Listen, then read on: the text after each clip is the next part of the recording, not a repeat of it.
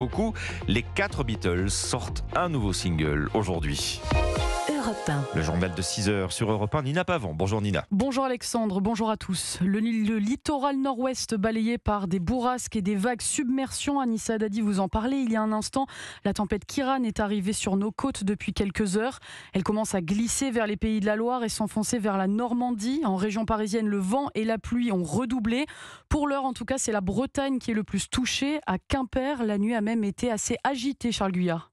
Une nuit agitée, oui, et ce n'est pas encore tout à fait terminé. Le vent continue de souffler par rafales soutenues, même si on semble désormais assez loin des pointes à 200 km/h enregistrées entre minuit et 2, avec même un record établi à 207 km/h sur la pointe du Raz. Dans le centre-ville de Quimper, les rues sont jonchées de branches d'arbres un peu partout, de morceaux de tôle ou de panneaux ici ou là. Des quartiers entiers sont plongés dans le noir après des coupures de courant. Écoutez, Costantin, il est veilleur dans un hôtel et il raconte sa nuit mouvementée. J'ai entendu les bruits, c'est beaucoup de vent, beaucoup de sifflements, des branches, des arbres qui tombaient, voilà. J'ai vu un bout de toiture de à peu près 4 mètres de long voler dans les airs.